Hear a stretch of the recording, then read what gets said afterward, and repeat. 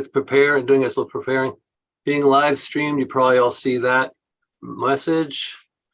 Okay, that's any second now. And then, oh, we have 2 attendees in the attendee area for the Zoom. Oh, Okay. good. All right. So then we have, so that's live at the YouTube. We're live to attendees, and we still have a couple minutes before we can hit record, start the meeting. So it worked faster than normal today. I don't know. Let's see. You good, Julie? Yeah, I'm just seeing if are any of the attendees supposed to be, like, are they part of the committee? Oh, yeah, right. Good point. Thank you. Okay, I see Diana Young. That's good. I don't know the phone number. And then, yeah, that phone number, I don't know. I don't know. That's not Maybe. Sean, is it? Sometimes Sean, right? Yeah, because I texted him earlier. Hello, Sean, if you hear us, to see if he had the links, and I said yes, but let's see. Also, Katie Laughlin was supposed to be in on this too. I sent her an explicit link to join us. Yeah, Okay. let's see. I don't have Sean's number, so I don't know if that's I him. don't either. Not with think me. I do. I don't have it on my phone. Okay. Wait a second, I'll tell you what it is. 617-538-4755. Nope, different number. Okay. Now everybody knows Sean's number. Yeah.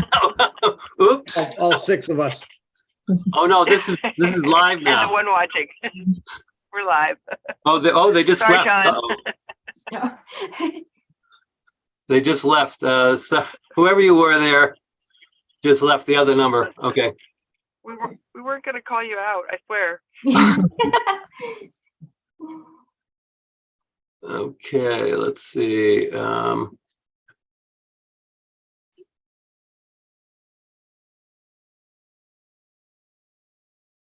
Did we know, Julie, anybody say they weren't going to make it, or? No one told me they couldn't make it. Okay. All right. Well, I guess we'll see what happens. Mhm.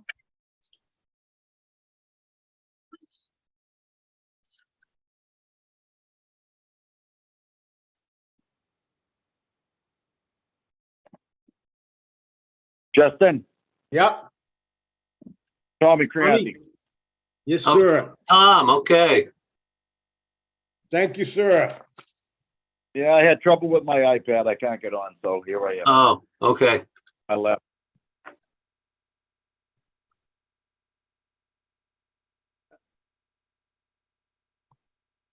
Hello?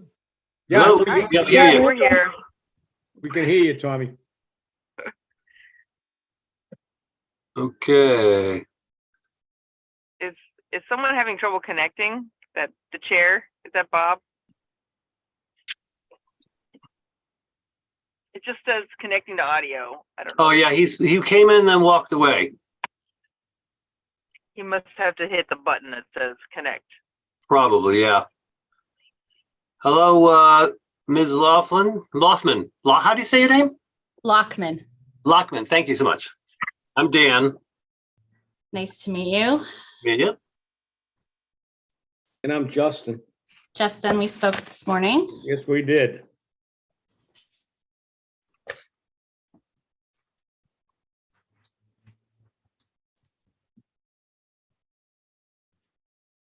Okay. So we're missing 3 people at the moment, and audio from Bob, but we have enough to have quorum, and 30 seconds to 7 o'clock. So why don't I hit the record button here?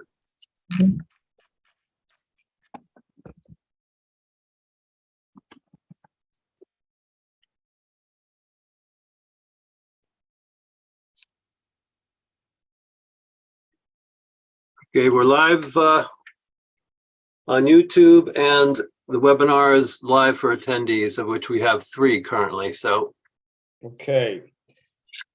Okay, it being 7 o'clock. I will call the Community Preservation Committee to order. And the first thing on the agenda is the roll call. Please. Okay, let's start with Sean Wilson. Is he here? Oh, did you, Mason, did you Might say, be. did you say 55 on the end there? 55 is the last two, I believe. Oh, yeah, so yeah, I think this is, let me hit allow talk. Sean, is that you? Sean? Yes, it's me. Okay, great. We got Sean here. Okay. All right. Amanda. Amanda's here. All right. Okay. Loretta. Present. Okay. Bob LeBlanc. Here he is. He's He's present. muted, Bob. Yeah, he's there. You're muted. Present. Oh, thank you, Bob. Bill Doyle is not here that I see. Absent at the moment. Tom, you're here, right? Present. Thank you. I'm here. Erica Present. and Justin. Present. All right, that's 8 of us. We definitely have quorum. Okay. Next on the agenda is the approval of the minutes of the November 22nd meeting. Everybody have a chance to read them? If Yes. so, Yes. do I have a motion So moved. So moved. as presented? Yep. Okay. Was that Bob, Bill, the second? Bill seconded. And who was the first? I'm sorry, I missed that. Bob LeBlanc. Oh, Bob. Thanks, Bob. Okay, all in favor? Aye. I, Opposed? The ayes have it. Okay, Okay. new business. Everybody get the 0 Prospect Hill Road, Lot 1A, Willard Street acquisition application? Mhm. Yes. Yep. Everybody have a chance to read it? Okay. I don't know whether Bob Waters is on. I know Katie Laughlin is our Assistant City Solicitor. Katie, if you would want, can you present it, Katie? Frank is going to present. Oh, okay, I'm sorry. Frank just joined us. Yeah. Where is Frank? Hey everyone, how's everyone doing? All right. Excellent. You, Frank, you're up. Okay, Would you state your name, your full name, please? absolutely. Frank Nakashian, Principal Planner with the Housing and Community Development Office. Excellent. Thank you. hmm Okay, perfect. Yeah, I'll just run through the application. So the Planning, Housing and Community Development Office, I should say, put an application through with the support of the Mayor's Office for the acquisition of 0 Prospect Hill Road in addition to Lot 1A Willard Street. And it is for the acquisition of the property. So again, let me just run through quickly. So I'm just going to go based off of the application that we put in. It's fairly straightforward. The goal is the City of Waltham requests Community Preservation Act funding for the acquisition and preservation of those 2 parcels, 0 Prospect Hill Road and Willard Street 1A. It's about 5 acre residentially zoned and privately owned underdeveloped parcel. And it serves as the unofficial entrance to trails at Prospect Hill Park. And the goal is to acquire it to ensure that access is preserved to the park and to extend the park to the surrounding Woodland neighborhood. The project's needed to ensure the preservation of open space and recreation opportunities to remain by preserving access, making sure that it doesn't get built up, thus cutting off the access. Since it is residentially zoned, it could be subdivided, built up. By acquiring the parcel, the city would ensure access to open space recreation activities are preserved. Recent master plan special input meetings consistently featured residents stressing the importance of expanding and preserving open space and recreation areas. The application also references a citizen petition from 2021, protect access to Prospect Hill Park, which was sent to the Board of Survey and Planning. And it was also referenced as key piece in the Prospect Hill Master Plan in 1997. The park, I should say, offers walking trails, access to nature, active and passive recreation opportunities.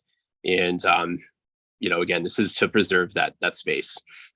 The acquisition of the site is supported by the Department of Planning and Housing, Recreation Department, the City Council, Mayor, and various community groups. So the timeline here, February to March, it would be this committee and the city council review and approve of funding. March to April would be the property survey, which is complete actually. Then the phase 1 environmental site assessment, and hoping to close by, basically the early summer. The project will be managed by the Housing and Community Development, Law, and Assessors departments in the city. Stephanie's departments have experience in overseeing acquisition projects and have experience in acquiring parcels in a timely manner. And the project's success will be measured on timely completion of the acquisition.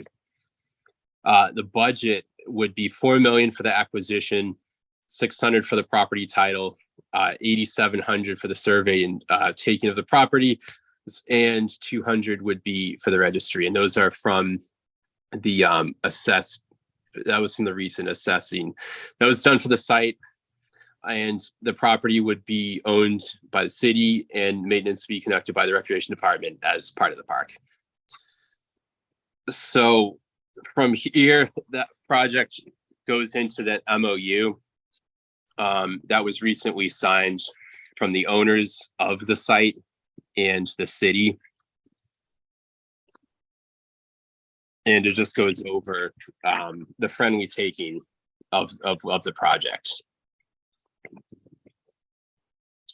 Okay. And then the project, yep. Go ahead. I didn't mean, I apologize. Keep going. Oh yeah, sure. So that's the gist of it. And then the rest of the application goes over and includes the assessment of the site, I should say. And for the specifics on the assessment, I would defer to the law department at this time. Okay, questions from the board? Not everybody at once, Dan. Well, I have a few. Dan. Oh, Bill, do you have something? No. No, it's just Dan. putting my hair down. Oh, okay. Okay, so I think the first question that sticks out for me, of a list of them that I have, but the first one is, how do you get from an appraisal of 900,000 to 4 million? And the second part of that is, especially when CPA law explicitly states you can't pay any more than what the appraisal says.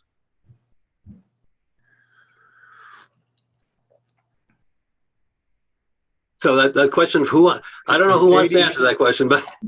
I asked the same question, exactly the same question. Oh, thank you, Bill. The A and the B part of that. How do we get here? Katie Lockman, Assistant City Solicitor, and I'm happy to address that question.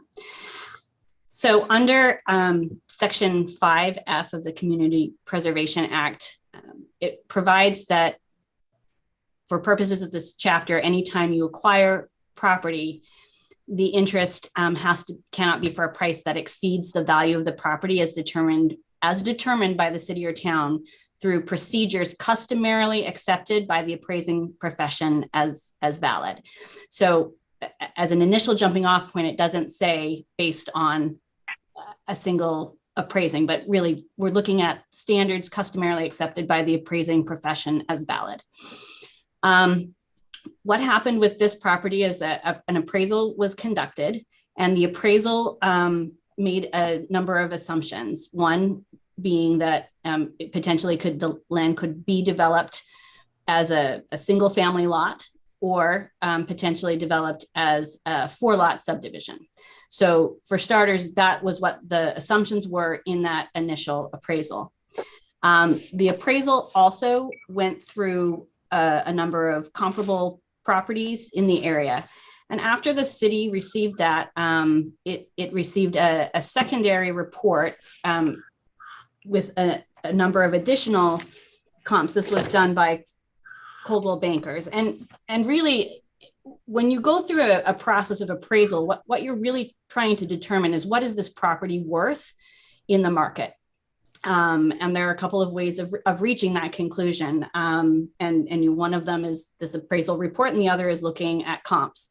And the report that we received from Caldwell Banker contemplated a different set of assumptions, and that being that there was potential for 8-lot subdivision in this area. And that changed the basis of the appraisal assumptions. So in your packet, there was an email. It's right at I think it's after the petition, but before the appraisal report. So the city went back to the appraiser who had done the initial report and asked whether the real estate comp report that was received, considering this different set of assumptions about how many lots could be fit in there, was reasonable. Can you point us to the correct page of the PDF of the application, So, please? let me see. I don't know if I have it on. Okay, so that would be on page 34 34 of the okay. PDF. Thank you. And if you follow the chain of that email, basically the report from the real estate group was sent to the appraising company and asked for an update. And the response is included in here, which basically provides that once the lots are prepared and ready to build, that retail value would be reasonable based on that other report. Which value though? The $5.4 million is what the property was going to be listed at for sale by Caldwell Banker. And that number is somewhere in here, Yes. So that, if you go to almost the end, let me see. Sorry, I have my screen half opened here. No worries. Oh,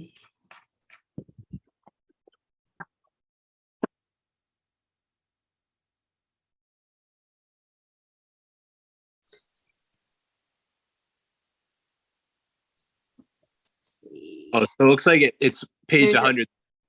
Able to find it. So there's remarks in that report on page 124, which gives it the 8-lot subdivision with an estimated 1.3 to 2.2 million per housing lot. And then I think if you go a little bit further down in this report, they look at a number of comps. And then there on page 130, approximate market value is $5,450,000. So with that information and confirmation from the appraising company that was not an unreasonable market value, the city used that as its negotiating position with the property owners. And for a little additional context, I don't know if you're aware, the city recently acquired another 5-acre parcel of land that is adjacent to the high school that was previously a farm, which was also going to be used for potentially agriculture, but open space as well. I mean, a different landscape, but a similar size parcel. And we acquired that one for 4.5 million. So this is within the range of another 5-acre property that was required by the city within the last year. So based on all of that information, that is what the city used to make its offer in this with respect to this property. And all of its negotiation is based on information that is customary in the context of the appraising practice.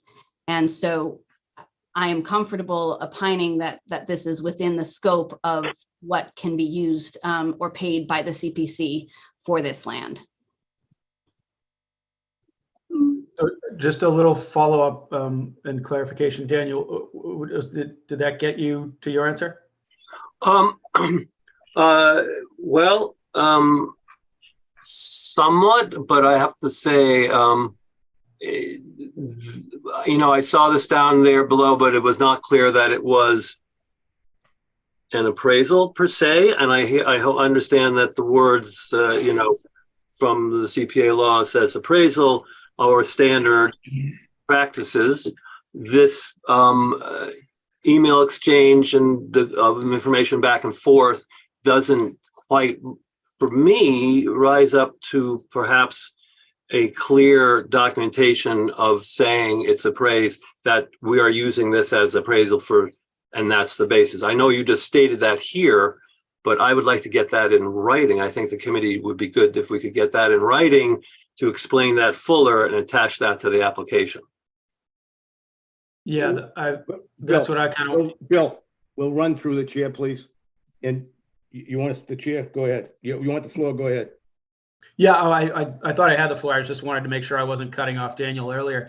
So yeah, I was just I want to say exactly what Daniel said. Is there any way to close the gap? We're required to have an appraisal. I understand where you went, and I don't want to repeat exactly everything Daniel said, but in your preamble, you said that we could use reasonable means or whatever. I think just so we're safe from any type of appeal or any adjudication on this or whatever, is there something that we can do that'll bridge that gap that says it's not an official appraisal with the word appraisal on top, but it satisfies the language of the CPA, the Community Preservation Act? Can we get that? I mean, you can certainly send that request to the mayor, who is the signatory to this application, and ask for that documentation. I mean, that's within your rights to request. Well, I'll defer it. I'm going to ask you as the city solicitor. Could we put that as a requirement that we get some kind of documentation in that it's got to go with the application to the council? Would that suffice the Bill and Dan? Bill? Yeah, I mean, that's, I think, ultimately where we need to get to, because the city council ultimately makes the decision on all of this stuff. So if we don't hand them something that is to the letter of the law with the CPA, it's, I don't want to say appealable, but it could be, kicked back down to us for further review or something. Now, I assume something like this has already been kind of vetted up and down the ladder, but I mean, call it due diligence, call it nitpicky, I'm not sure. But I think it's kind of, I mean, we have where the delta is 5.4 million to 900,000. That's a huge delta. I think we need to have something that bridges it, that makes sense, that just creates that bridge. I second that emotion. The other thing that I would bring up, well, I would sort of an additional aspect questioning of this procedure, of how this has come to this, is I'm looking at the CPA law myself at this moment. As you know, the price exceeding the value of the property is determined by such city or town through procedures customarily accepted by the appraising profession, as the attorney said earlier, as valid. Is this procedure been used before? I can speak to the acquisition of the farm property at 1 Balm Ave. This is precisely the procedure that was followed in that case. There was a discrepancy between market value and appraised value.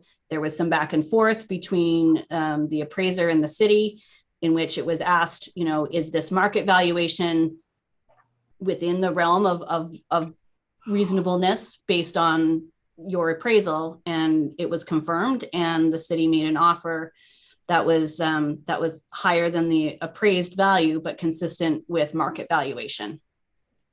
Oh, okay. Thank you. I was around for that, but I don't remember that distinction at that time. Thank you for that clarification. Yeah, so I think if there was documentation of what Bill was saying, and I'm saying that, and as I think Justin was saying, if that was a condition to if this goes through this evening, that would be a condition that there would be a clear report of how this was created as you had described it verbally to this evening. Whether it's you doing it or whoever does it or however the assignment happens, that would, I think, get me there. I'm ready for a kind of, no, I think that was it. It was customary accepted. So, oh no, actually, it was, right. You did ask, I'm sorry, you did answer that it was used for the farm land and bomb out. So that was my other aspect of this issue here for the 4 million. So I'm okay on this issue. I have others when we're ready. Well, on the same, Not for the value, not as for the value. well, ask away because. Well, I don't want to hog the floor. Does anybody else want to take a turn? I have a question. Go ahead. All right, this is Erica Cherum. My question is for the planners, and I will admit I have not read the Prospect Hill plan. I have not seen it, but what is the plan for the land? Frank? This is Frank speaking. So I don't have the 1997 master plan with me, but generally speaking, the plan for it calls for things like, adding trails, adding maintenance, adding basically beautification and making the Prospect Hill Park accessible, and just making the active and passive recreation better for just for the park and continuation. We referenced that in the application because it does specifically on a list of recommendations, it does say to acquire this parcel, or the 2 parcels that make up the acquisition. So it is in there. Okay, thank you. Yeah. Yeah, I mean, that's important to me that it's in the plan already. And I'd like to see if you guys have any plans. I'd like to see that, but I don't think that's necessary for this application. And Dan and Bill already asked all my questions about the appraisal. So thank you very much. Okay, thank you, Erica. Any other questions from the committee? Yep. So I do. Okay, I was gonna give somebody else a chance. Oh to yeah, say that's no. what I mean. Go ahead. Anybody else? Seeing no one else, go ahead, Dan. Okay, well, I'll just tag on to that as far as the plan, I was hoping that there would have been a more clear plan if this had been in the works for a while to do this. And I would wonder if indeed there would be some very straightforward, simple constraints or conditions we could add to this application, like only benches, trail markers, and signs and kiosks that provide information to users of the trails will be allowed on the property. To basically restrict development on it and to particular stuff. Has any talk of any of this kind of come up over there in planning? Dan, this is Tommy Crianti. I sit on the Park and Rec Board of Directors. Okay. And that piece is where the antennas were. So Understood. It's when you go. I'm sorry. I know that the antenna would used to be at the top, right? Exactly. So there's actually it used to be a path. Now there's more of a roadway. So hopefully the park department is going to try to get it back to a path. And it brings you right out to, and you can overlook Boston and a lot of Waltham. So I assume, and it hasn't been brought up, I don't think, as far as the next park adventure that we're going to do there, but they're going to make it the same as the rest of them because it brings you right to the edge where they're all overlooking Waltham in Boston. I mean, that would be my first thought as a member on the Parks Department, but not having spoken about it because we didn't have the land acquired until, until after tonight or whenever the full council, votes it. Thank you, Tom. I definitely, read the app that, the application that says, wants to preserve it for, access to the, that's already has how it's being used as far as my understanding. I have not visited. I meant to get there today, but I did not. Just, concerned about development on it of stuff that would not be in that line of preserving also as open space, all the trees. I believe there's a lot of trees on that property is my understanding. It is. It's a great piece. It really is. It's a great addition. So, what crosses my mind as that would be a simple addition to this application if it was acceptable is, something like only diseased trees or ones that are severely damaged by storm will be allowed to be removed. I mean, the things that just very basic general concepts to ensure that what's stated in the application will actually be what can be enforced, and that if we put those as constraints on approval of this application. So I'm going to step in just a sec. Okay. It sounds good. However, if you have to take a tree down to make part of a trail, you're inhibiting that. So I'm not sure. So I could add that language for a trail. But then that for a set purpose. I mean, they may want to put some kind of a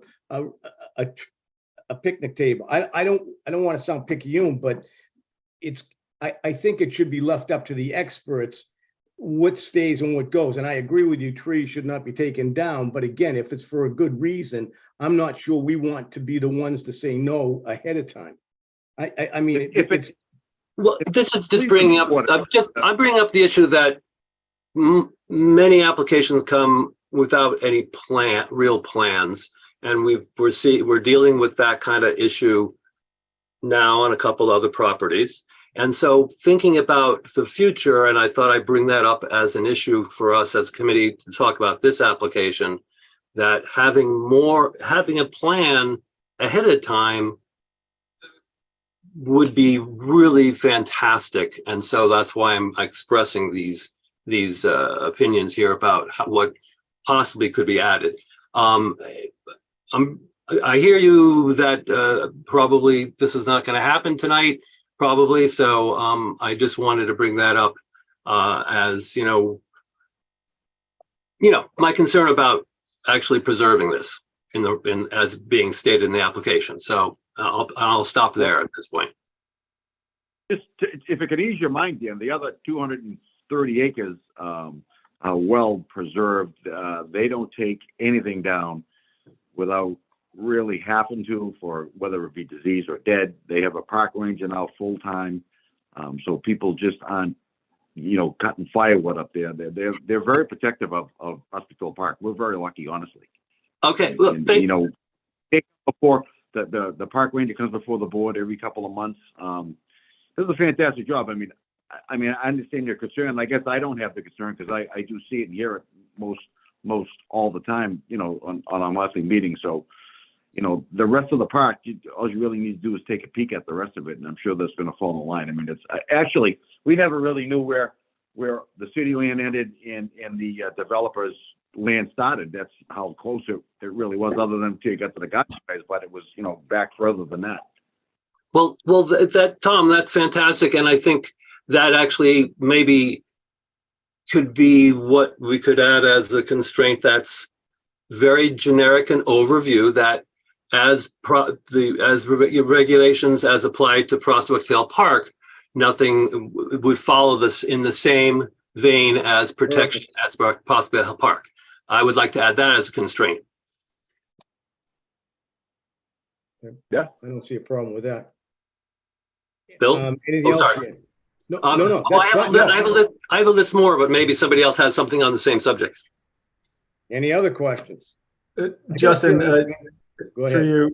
through the chair, kind of along those lines, I had kind of some of those planning type questions also that may actually help if this is the direction it goes in.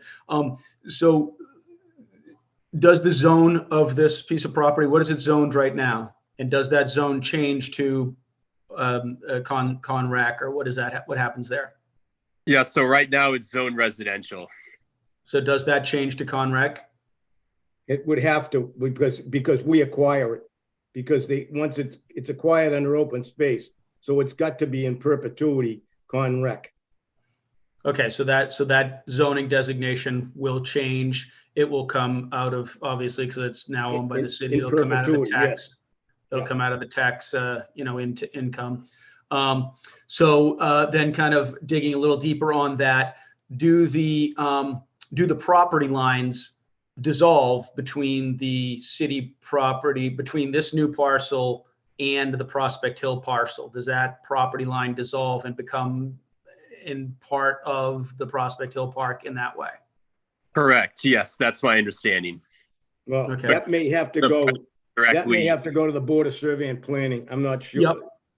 We're So- changing a lot. It would. I mean, Yeah. one way or the other, so. That I don't know if it happens automatically, or if it happens because it's CPA money, or if it happens because that's what planning wants to do. But I don't know if we need to make it any more concrete through this application to make that a condition. I'm not sure. The third, Is Katie still on the call? yes, does I that can- happen automatically? I mean, the act of it merging into a single lot for use purposes happens automatically. Normally, you would also file a confirmatory plan that shows it all as one parcel. But the act of it becoming part of the park happens as a function of merger, two properties adjacent in the same ownership. Okay, so then the deeds will all kind of fetter through as that goes through the registry of deeds and law and all that stuff. Then the third part of that, digging down a little deeper, is the house property that is there has kind of a dog leg of driveway that crosses. Is that correct? Or am I looking at, does that get an easement, or does that get rerouted? Are you guys clear what I'm talking about? The driveway to the existing property there? Frank? Whoever wants to answer, I guess. Frank? Yeah. Frank? Oh, no, Katie. I could speak to that. Okay. We're looking at that as part of our survey and forming our documentation for the taking as to whether or not there needs to be an access easement limited to the parcel that uses that driveway. So that's something that may be necessary, but it would be incorporated into the language of the taking as a potential easement. So the intent would be to leave the driveway where it is and grant right of use of the property. That To what limited level- portion. To what level does this commission need to review what rights are being granted to that property owner? Are we That's something the talking- law department is handling as part of the overall acquisition process. Yeah, I know they're handling it, but do we need to? And I ask my brothers and sisters here on the commission, do we need to review that or make that part of I this? think that's out of our purview, to be honest with you. I think that would be a law department function. Anybody I else? just wonder, because Yeah. an easement can be written in such a way that they have full mining and oil rights and all kinds of stuff. So I would hope that it's just limited to access for driveway and nothing more. Yeah. Yes, we would have a Very very limited right of access easement for only that property. Because that would certainly change the value of the property if it were anything more than that. But that's Dan? all I have. Thank you. Okay, thanks, Bill. Dan? Yeah, those, easements like that affect values of property. And so I'm concerned that hasn't been figured out before we see this application also. So I am kind of more concerned. I'm concerned about that aspect of the valuation that how that could affect the valuation as far as, you know, like I said, why, and that, you know, putting things off to the future and not that being heard here, you know, just doesn't make me feel great. So I would like to actually see that, and why, and you know, why wasn't that with this application? I'm not trying to be confrontational. I'm sort of just saying, you know, some looks like there's some carts before the horse here. Use an old saw. So I'm not sure how to deal with that at the moment. Would people like to see the property that shows what the issue is here? I have that handy. I could bring that up right this second. Yep. Go Okay. ahead. Yeah, All I'd right. like to see it. Yeah. Go ahead. Does everyone see that? Yep. Okay. So what Bill brought up is that the end of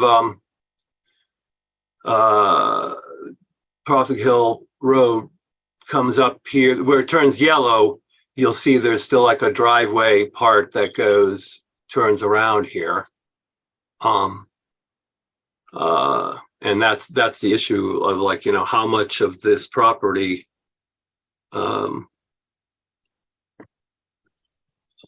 know, for the right of way, and I presumably I feel negligent that I didn't get up there to see this and walk this, but I was overloaded today. So, but it does, I sort of feel like it could affect the value of this property. So, Can I just add to exactly what Dan's talking about Yeah, there? go ahead, Bill. Without that section, Prospect Hill Road does not extend into this 5-acre property and makes it undevelopable because you can't get any more frontage. So if that piece of property, that little, you know, 500,000, whatever it is, square feet of property at the end of Prospect Hill Road, if that does not contiguously go into the site, there's no other way to access the site. It has no frontage. Does everyone understand what, you know, the frontage there? So if that doesn't exist, if there's a house sitting right there where that cursor is, and it's another piece of property, everything else behind it is landlocked. So it becomes a little bit of a critical thing. I mean, it's just, it's overcomable with words on a piece of paper. Right. Oftentimes what we would see is that driveway relocated so that it didn't make that loop into this property, or an easement is granted. So we just got to make sure that easement ends up getting granted, I guess.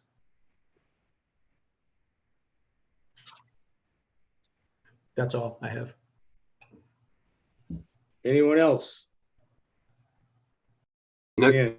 okay, I guess I'll move on to something pretty straightforward. I hope this will be acceptable for the applicants to say, yes, of course, check the box, but only the open space checkbox for the application was not marked. Just open space recreation, which really should be called outdoor recreation, because that's the classification name from CPA law. And, you know, indeed, our applications could use some fixing up, which was a project that we're hoping to do still at some point. So any problem with checking the open space checkbox on the application? Yeah, so I think we put down open space recreation because the point is that you can access the trails and the recreation there. But I don't have an opinion either way. Well, I mean, there's a lot of trees that are not going to be cut down, right? There's No, there's not going to be a lot of trees cut down. Right, so that's open space. The recreation is the part that you go through it. So indeed, having both checked is what would make the most sense, and would make me feel very secure that we're not just talking recreation and it's good, you know. Understand. Yeah. Yeah, I think we'd be okay with that. Okay, very good. Thank you. Let's see, what else do I have? All right, so now I have more another technical issue about parcel IDs. So that last image I put up, which I could put back up, which I will because it's kind of important. Let me go back to that and put that up to start the discussion here.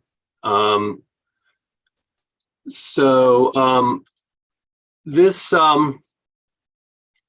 image here, I mean, this is from the GIS map from Waltham's GIS mapping. And I looked up, and on the left side of the image, you'll see the parcel ID, the R04001007, 0 Prospect Hill Road.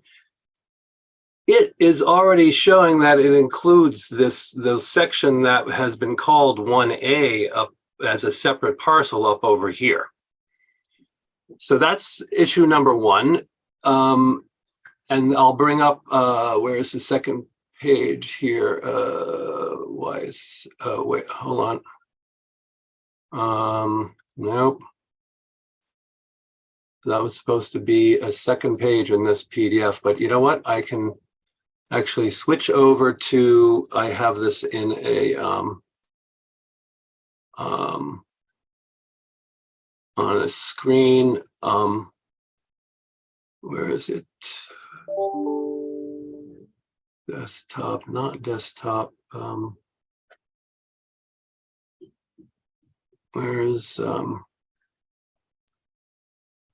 okay, so I will have to go find this, but so the issue, I will go back, I'll go back to my text.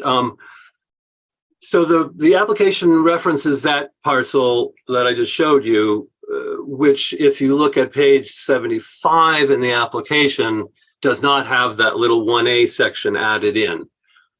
If you use the parcel ID for what is being called Lot 1A Willard Street, and you go to the city's sites for looking up parcels, that is actually called 38 Willard Street, which has a house on it. And so as far as an application being clear what parcels we're getting, I'm very uneasy as to the current status of what the city says, what the maps say, what the Registry of Deeds say, and it is not clear of what's actually happened to how that little Lot 1A got created, which I think from another map on that's in the application, I believe maybe 38 Willard and the little triangular 1A Willard used to be one lot, and that got perhaps split off. And so the house lot up to what's now called 1A is now, and the city has the parcel ID that is now being used in the application for the 1A that's supposed to be added to that big rectangle that of the major part. So this is very messy.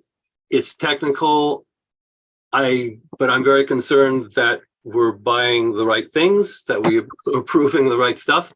So is there some history to explain parcel IDs and what's going on and why the city's own websites are not agreeing in multiple ways with what the application says? Katie. I can speak to this to some degree. Okay. There, in the history of this area, there was a number of land transactions that involved some land swaps, which is precisely why you've identified that this parcel was previously connected with a house lot, but was part of a land swap. There is a plan in the application that is basically combines Lot 1A Willard Street with 0 Prospect Hill. That was only recorded with the Registry of Deeds in 2021. So it just may be that what the city's website has is not fully up to date with what has been recorded at the Registry of Deeds. However, this surveyed plan that is in the application is the one that is formally recorded with the Registry of Deeds, and it's the one that the city is relying on for the meets and bounds descriptions. We have also done an independent title search of all of these properties, and we have and the deed history in this is a little messy because there are certain deeds that conveyed property and were in the chain of title But portions of it were conveyed out as part of these land swaps, but the deeds that came forward continued to have descriptions that didn't necessarily fully meet what was being transferred. But at the end of the day, the city is acquiring this property through the mechanism of a friendly taking, which basically means that we are going to create a description of the metes and bounds of this parcel. And that description of metes and bounds will be what gets recorded with the Registry of Deeds. And we will own that free and clear because it is a taking and because we're not basically acquiring through a chain of deed title. It makes it like a fresh start. We have full rights and ownership as a result of that taking going forward. So the plan that is in there, we will be working from that for the acquisition. And like I said, we have been going through the title search process to make sure that we have all prior records of ownership and to make sure that everyone is, that the land being acquired is in fact what everyone understands it to be. Which if I put up, I'll just put up this picture again, just so that to be very clear, what this is the all of both what are being referenced as two separate parcels now being shown as one area under the 007 parcel ID from the today's GIS map for the city. That up in this corner here is this what would be the 1A chunk of Willard that is now already showing as if it's part of this. This outside this thing outlined in as that's superimposed with yellow. That's what we're talking about. That is what we are acquiring. It shows it as a single lot as a result of this recorded plan, which was approved by Survey and Planning and recorded at the registry in 2021. The deed references for these lots still show up as separate deeds in the registry, but there was a confirmatory plan that puts them together. And that's part of the application that you have. Okay. Oh, the plans in there. Okay. I thought I read this better, so I missed that. My apologies. All right. Thank you for clarifying that. I think I'm getting down to the bottom of my list here. Let's see. Okay. I'm going so we're good on checking the open space checkbox. We have the constraint that it will be the property will treat it as if it's the same way as Prospect Hill Park.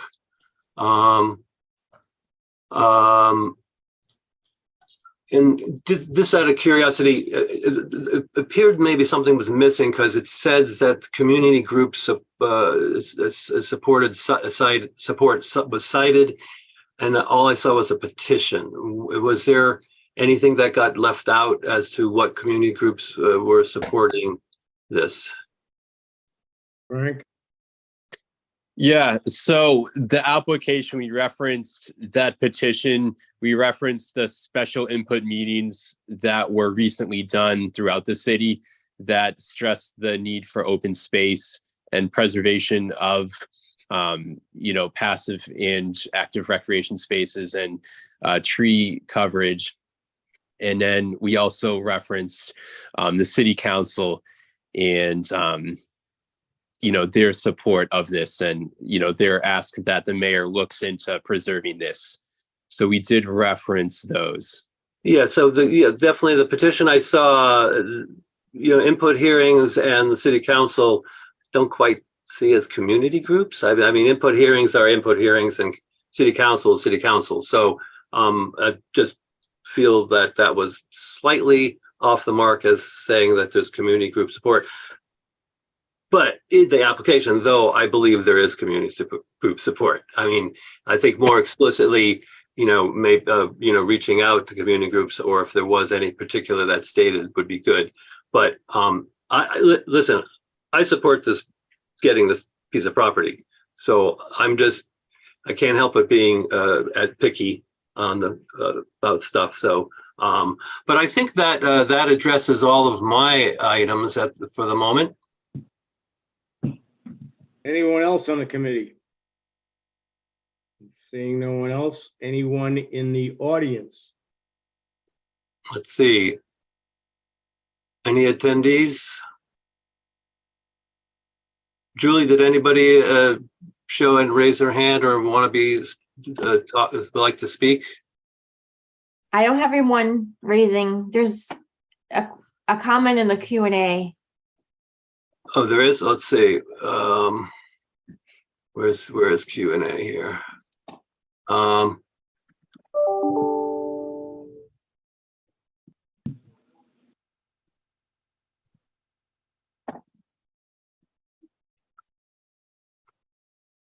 think this, yeah, so this is an earlier comment that looks like it is indeed talking about what we want, that Bill and I were talking about, what we'd like to see a clear thing. And that was one of the other conditions that as part of this going to city council, that there will be a This will be part of the accompaniment with the recommendation. That's what, correct. that the how the constructing getting to 4 million from all this other information in there is more explicit to support the amount. I hopefully that answers that question. Anybody, any other QAs or thoughts? Are you done? Well, so, you know, I had brought a proposal to the committee about how we change some rules for this committee and how we move ahead. And I had emailed that out today to everybody. And one of them is, I'm hoping that might be, we can apply directly here today, and I'll bring that up as to this application, and I want to bring that. Let me bring that up, which is I'll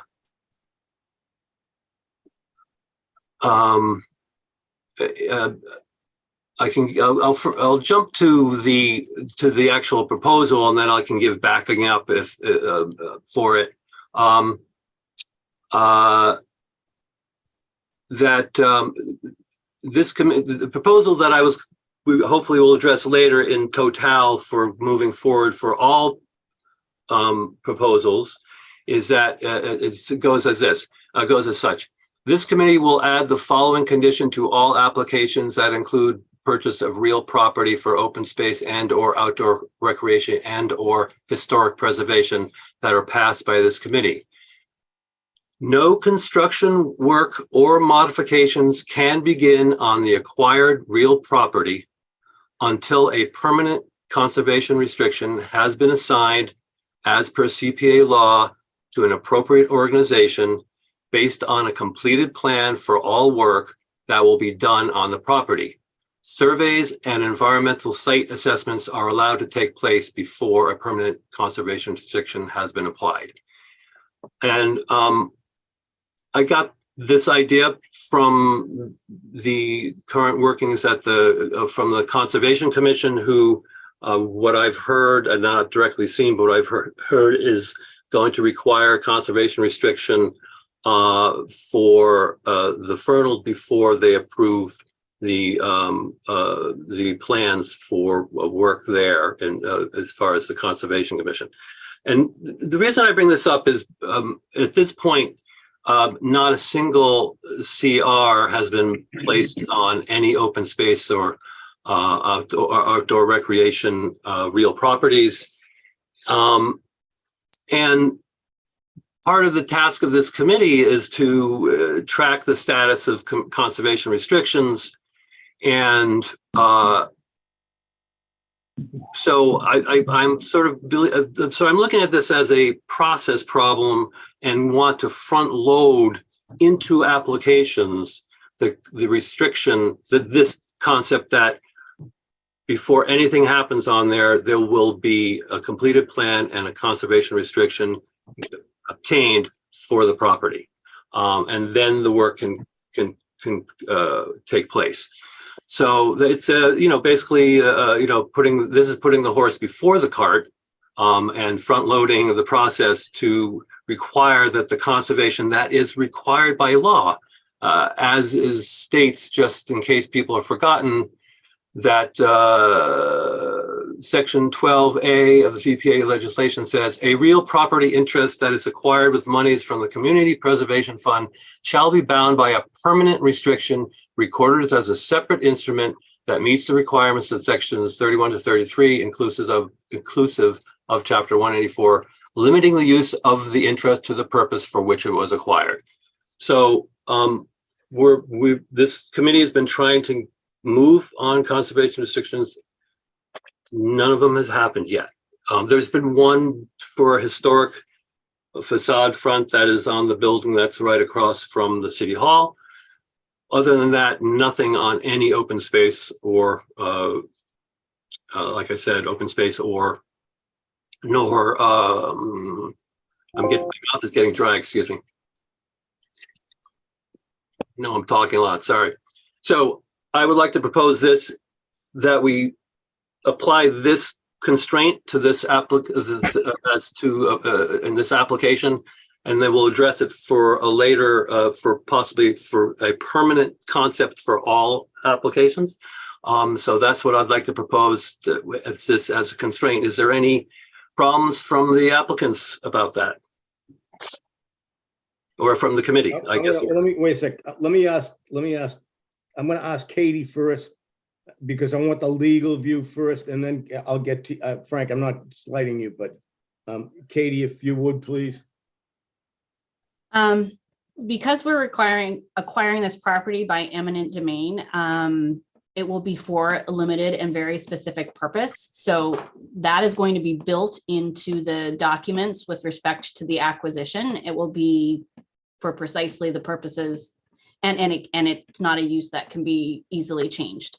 That being said, if this committee, requests that there be a conservation restriction placed on it, I mean, that is something that can be included as part of our process of closing, is to also record a conservation restriction. It wouldn't be. Just to let, everything we do as far as acquisition requires either some kind of a conservation restriction. So what Dan is saying, he's not wrong. None of ours have gotten the restrictions needed. So so I don't think that's a bad thing either. So and let me clarify this for the attorney, that it wouldn't happen at the closing, because if it would happen before you could do any construction of trails, whatever. It would have to close first. Have to close first. So, yes. What I'm saying is that as part of that process of preparing and recording deeds at the registry, a conservation restriction could also be imposed. That's something the law department could draft, and we would be in ownership of the property. So that's something that could get approved by the mayor and city council, and we could move forward with that. I love that positive attitude. So that's what I'm hearing, is that that you have no issue with this as a constraint that we can attach to this application if we approve of this evening. Yeah, I mean, ultimately, the mayor and the city council are the ones who decide whether to move forward with the based on the recommendations that you make. I can't set policy for them. All I can tell you is that as a member of the city's law department, the process of placing a conservation restriction on property is something that this department can handle if asked to do it as part of this process. Okay. Before anybody else, Frank, did you want to say anything on this, or are you all set? No, I'm all set. I would defer that question to the mayor's office and the law department. Oh, okay. Anyone else? Yeah, Okay. Justin, it's Tommy. Yep. Yes, sir. I mean, I agree with Dan. I just don't think tonight is the night to impose it. I think that it should be something that we all vote on as a board, and from that point going forward. But to do it today, and I was out of the office today, so I didn't even see what he's talking about.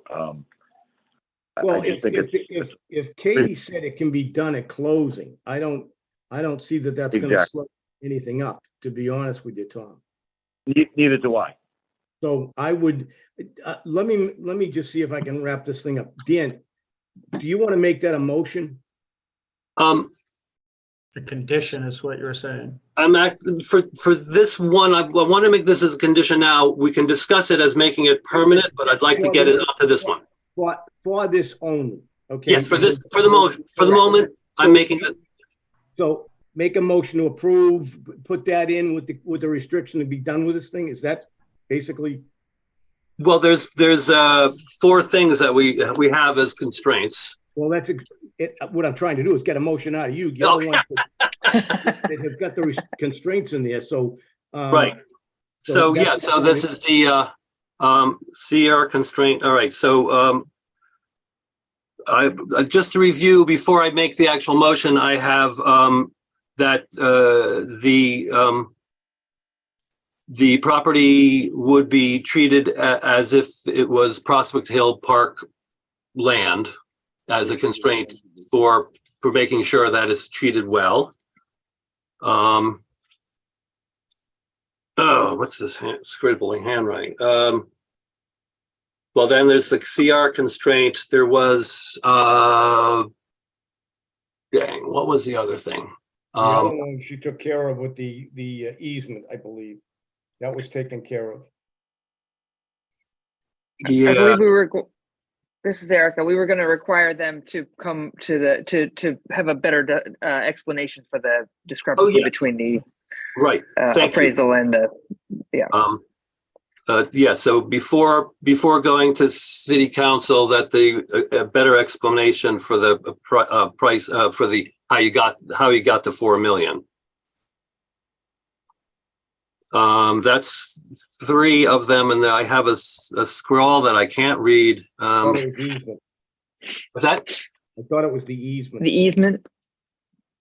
Oh, well, yeah. What do we want to do about the easement? Bill, did we have make the easement language part of the paperwork, at least draft easement language, part of the paperwork that goes to city council? Oh, yes. Okay, right. I'm going to step in. I don't think that's in our purview. We're not lawyers. That's what we're the law department for. So I think we leave the easement out because that's what Katie and John Savone and Luke are there for. They'll draw that up. I don't think we get involved in that. It's part of what's being purchased. It is part of being purchased. I know we're not the law department, but we're trying to, be, caretakers and make sure this application is giving the city council a clear picture of what's being purchased. Again, is Katie on there? Yes, I'm still here. Do we put it in? I want this to be, I don't want it to come back on any of us, but I don't want it to be cumbersome either. So I can assure you that this is an issue that the law department is aware of and that we're working through, and that this is something that will be resolved either through relocation or a very limited scope easement. And I mean, I'm not going to tell you what to do, but I can assure you that this is not something that I am unfamiliar with, or that is being recognized for the first time. So it's part of our process of formulating the taking and the appropriate language and the appropriate rights. And all of that will be something that is presented to the city council before a final vote is taken. Yeah. All right. So, and the other thing is, we can say easement to be noted. How's that? Would that suffice? Suffices Bill? Does it suffice you, Dan? Good. Say your words again. I'm sorry, I didn't hear you. Easement to be noted. Easement to be noted. Yes. Okay. Bill, I can live with that. How about you? Yeah. I mean, it sounds like Kate that's gonna. She said it's going to be part of the package that goes anyway. So. Yeah. Okay. All right. All right. You've written your motion down, correct? Yeah. Well, basically the conditions, because the motion would be the following, which is to let me go to this application here. To recommend approval. Recommend approval of the application for Zero Prospect Hill Road in the exorbitant amount of $4,012,000 with the three constraints and one notation. The constraints being that the land will be treated at least as well as Prospect Hill Park. Number two, that there will be a clear explanation that derives the 4 million evaluation from the content of this application that will go to City Council. And the third condition is that the conservation constraint language as I read aloud, which basically said, I could repeat that again, or we're good with me just saying that language. We're good. Okay. I understand, yeah. All right. So those are the three constraints. And then the fourth, a fourth thing, which is the notation of the easement on this property to be as minimal as possible or invasive as possible. I'm Noted. And it's noted. Yes. Knows that. Yes. Yeah. Okay. All right. Okay. Okay. That's the motion. Do I have a second? Second. Okay. Any discussion? Just one discussion clarification. The easement that we're referring to is, and just Julie, when you write this up, the easement is referring to the driveway to access the existing single-family dwelling that's adjacent to the property. Got that, Julie? Julie, our work will. Okay. However, Yeah. Okay. No discussion other than that. Bill, thank you very much. All in favor? Aye. Aye. I opposed? The I'll ayes have it. abstain. What's it? I'm going to abstain on this one. Okay. Sean is abstaining. Okay. Abstaining. Okay. With that, I want to thank Frank and I want to thank Katie. We appreciate anybody else that may have been on the call. We have a little more stuff to go over, so if you want to hang around, fine. If you don't, I certainly understand it. Next on the agenda is the vote to extend the following CPA projects. And what I would suggest on this is we vote all of them at once. I'll read them. The Hardy Pond Conservation Area, Wellington Farm Fields Restoration, Historic Conservation Planner, the Beaver Brook Housing Roof Replacement, Leland Home Redevelopment, Wellington House Interior Improvements, Historical Stone Wall Survey, City Hall Design Study, Metfern Cemetery Restoration, Waltham Historical and Architectural Survey, the Stonehurst Exterior Restoration, Opportunities for Inclusion Phase 1 Design Services, 92 Felton Street Exterior Restoration. And that is it. Are there any questions? And what we're doing is just covering all the bases. These are open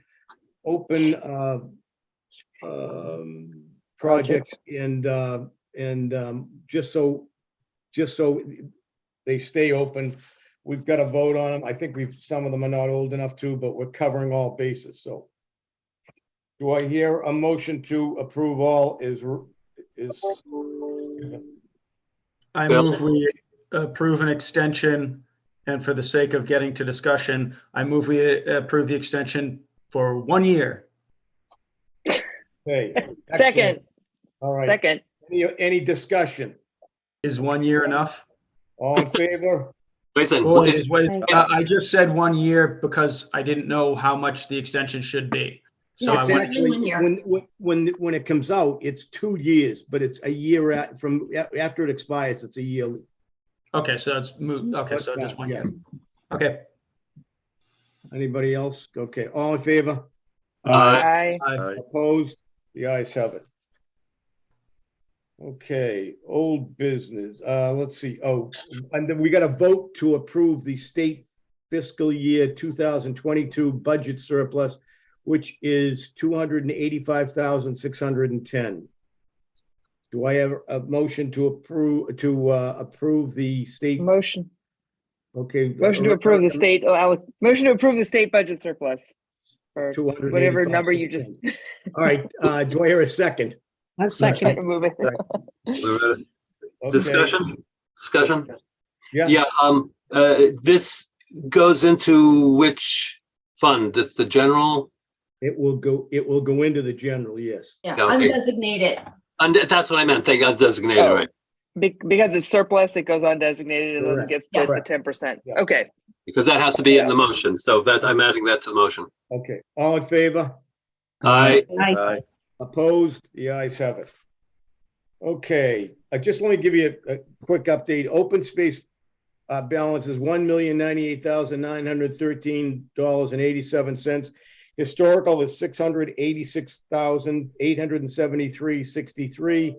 Housing is $1,392,014.58, and undesignated is $6,374,959.88 for a total of $9,552,761.96.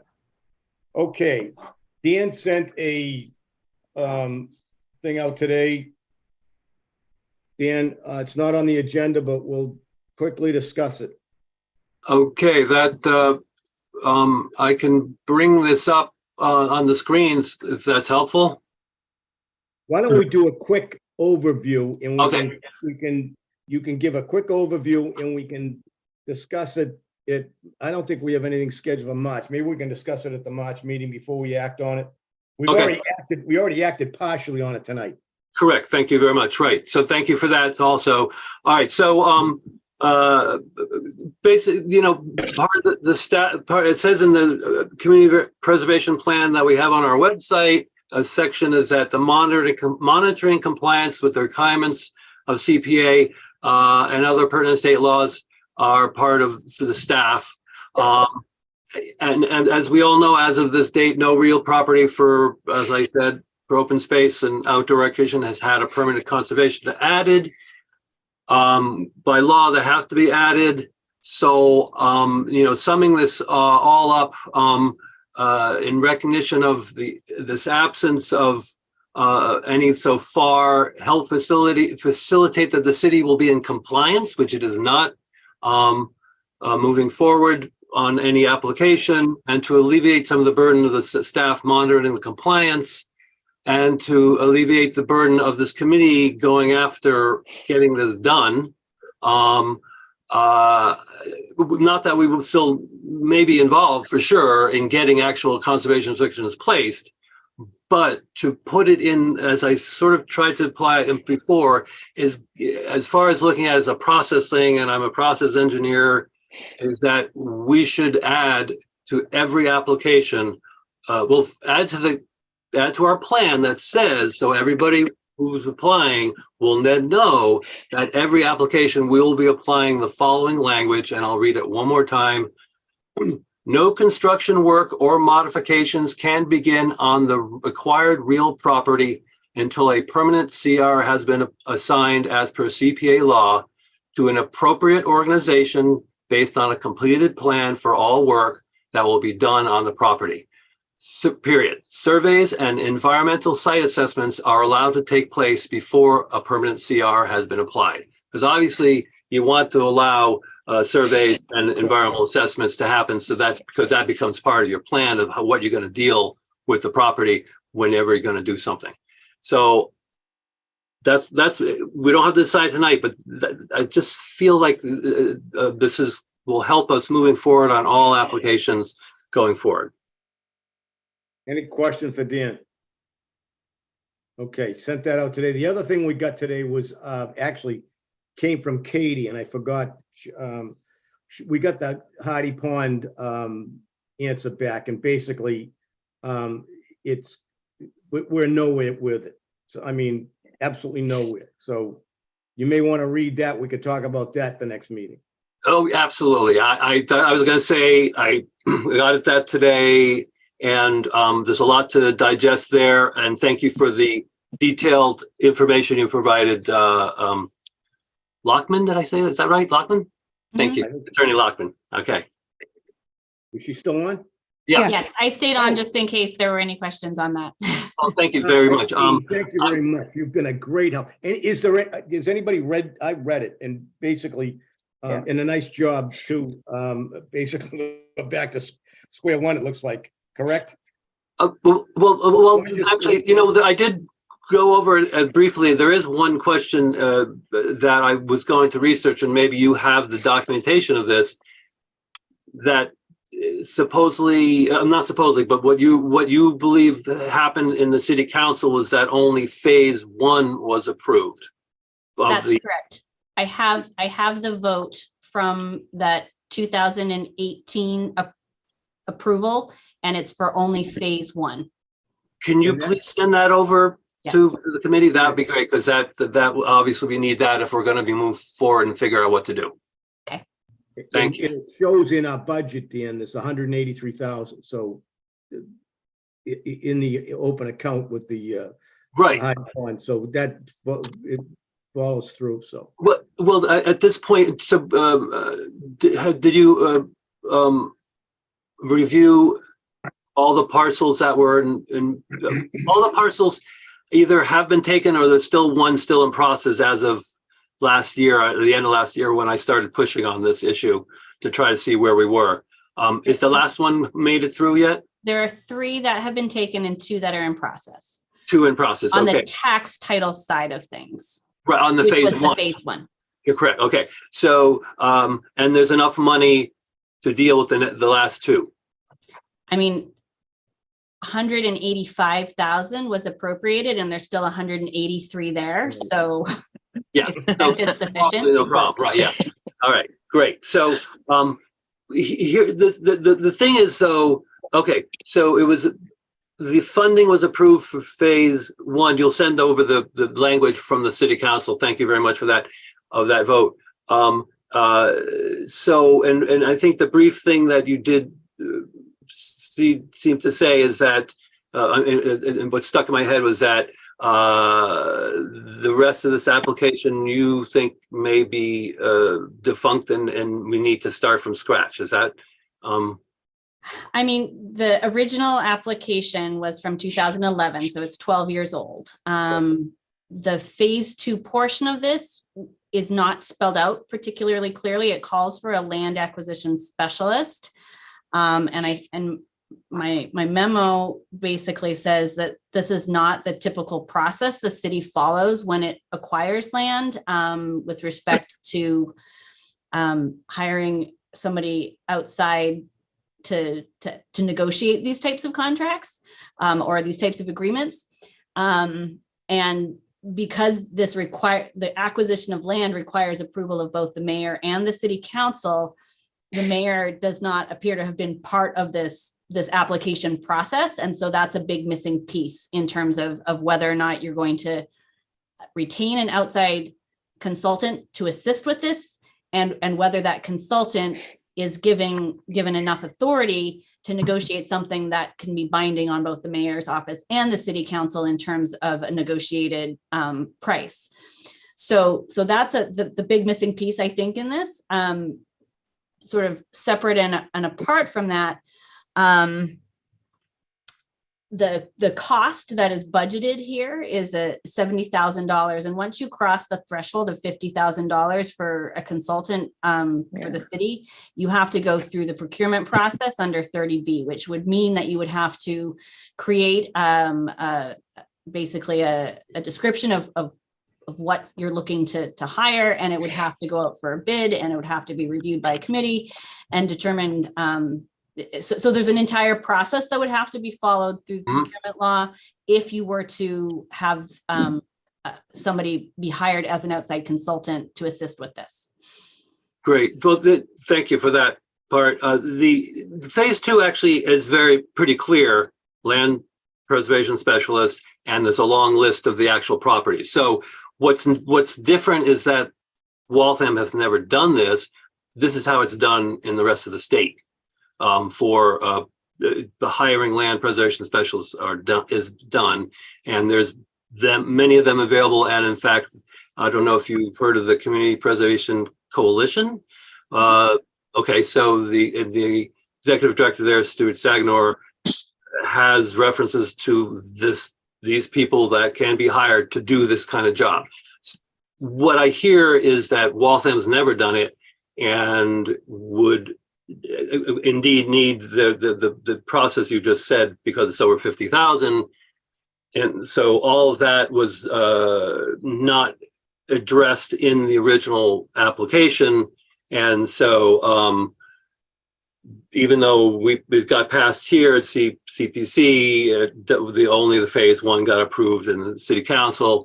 So it's just a little bit of a mess. So I'm very glad we sent a letter to the law department to get back to us, because I was trying to hire a land specialist, and it doesn't look like we can do that tomorrow. So yeah, and the other thing that I would just point out is that, I mean, Waltham is a city form of government. Many of the people who use CPC funding are operating in a town form of government. And so acquisition of land in those circumstances may be different than when you have a city form of government, particularly where our charter requires approval of both the mayor and the city council for land acquisition. So that's a distinction that may be important when you're looking at the way other communities handle CPC land acquisition. oh, thank you. That's very, very good to know. I will look for examples of then for other cities who in general have the same in their charters, or is that a generic charter concept, or? It depends. We're a particular form of charter, so not all cities have exactly the same charter. Okay. But that's great. Thanks for that too. And I definitely will be reading over it, but I think we hit a lot of the highlights from your letter. If we have more questions from your response, Justin can send you questions with that. Certainly. I gotta go through the mayor. Oh yeah, that's right. Very good. Okay, but indeed you will provide us with that vote from the city council. Yes, I can. Yeah, that would be fantastic. That to Julie. Okay, I appreciate that a lot. Thank you very much. Katie, I want to thank you for your time and your expertise. I really appreciate it. I'm sure the committee does. Yes. Thank you. With that, I think we've covered everything. Do I hear a motion? Can I just say one thing? Yeah, Julie. Yeah, Larry, Dan, on the motion for the application, you have to tell them which account the money's coming from. That's correct. I do. You don't have enough in open space, so you have to note 2 accounts on there. Right. Thank you for that. Yes. That will, and Justin read me the numbers. So, but yeah, I guess I can say how much, or I just say open space first and the remainder from. Undesignated. Okay. Yeah, right. Thank you for that. Julie, I will send you a draft of that one because there's a lot there. And before I make it fixed permanent, like I usually do with you. So, okay. All right. Thank you. Yeah. All right. Anything else? I want to thank you all. I'm waiting for a motion. I move we adjourn. Motion to adjourn. All right. Move, so Wait a moved, so second. moved. All right. Thank you all very much for your time.